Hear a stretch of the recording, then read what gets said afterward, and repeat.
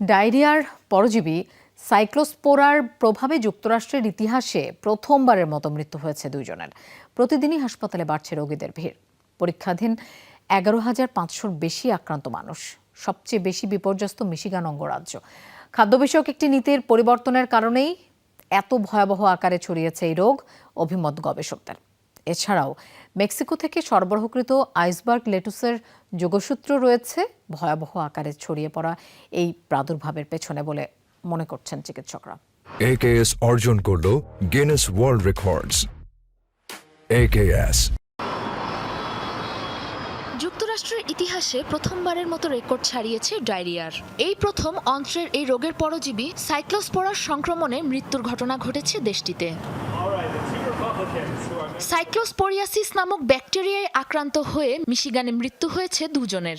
তদন্তে মার্কিন খাদ্য ও ওষুধ বিভাগ FDA জানিয়েছে Michigan, new York, Texas, Illinois সহ অন্তত 9টি অঙ্গরাজ্যে ছড়িয়েছে ভয়াবহ এই রোগ। চিকিৎসকরা বলছেন এর সাথে যোগসূত্র রয়েছে মেক্সিকোর একটি ব্যক্তি মালিকানাধীন প্রতিষ্ঠান টেইলর ফার্মস থেকে সংগৃহীত আইসবার্গ লেটুসের, যা ব্যবহার করা হয় যুক্তরাষ্ট্রের বেশিরভাগ ফুড চেইনের ফাস্ট ফুডে। মার্কিন স্বাস্থ্য বিভাগের সর্বশেষ তথ্য অনুযায়ী এখন পর্যন্ত তদন্তাধীন 11,500-র বেশি আক্রান্ত। বর্তমানে প্রায় 22,000 মানুষ ডায়রিয়ার সাথে লড়ছে। সংখ্যাটা দৈনিক বৃদ্ধি পাচ্ছে। নিশ্চিতভাবে এবারের ঘটনাটি আমার দেখা সবচেয়ে বড় প্রাদুর্ভাব, যে কারণে এবার এর উৎস খুঁজতে আমাদের স্বাভাবিকের চেয়ে বেশি সময় লেগেছে।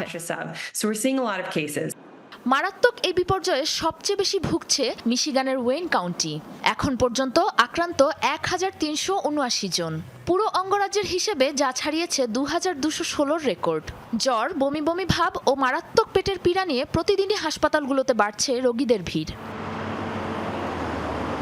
গবেষকরা বলছে খাদ্য বিষয়ক একটি নীতির পরিবর্তনের জেরে ব্যাপক হারে ছড়িয়েছে ডায়রিয়া। 2025 সালে সাইক্লোস্পোরিয়াসিস ট্র্যাকিং কর্মসূচিকে বাধ্যতামূলক থেকে পরিবর্তন করে অঙ্গরাজ্যগুলোর জন্য স্বেচ্ছাধীন বা ঐচ্ছিক ব্যবস্থায় রূপান্তর করা হয়। এর পাশাপাশি ফেডারেল স্বাস্থ্য সংস্থাগুলোর বাজেট ও জনবল হ্রাসের কারণে খাদ্যজনিত রোগ ছড়ানোর প্রাদুর্ভাব মোকাবেলা আরও জটিল হয়ে উঠছে প্রশাসনের জন্য। এই মহামারীর পেছনে আরও একটি কারণ হতে পারে খাবারে যে কোনো জীবাণু ও পরজীবী চিহ্নিত করার ক্ষেত্রে নিয়ম নীতির পরিবর্তন। মূলত মানুষের ভুলের কারণেই এত মারাত্মকভাবে এই জীবাণু ছড়াচ্ছে। ডায়রিয়ার অত্যাচারে খাদ্যাভ্যাসে পরিবর্তন আনতে হিমশিম খাচ্ছে মার্কিনিরা।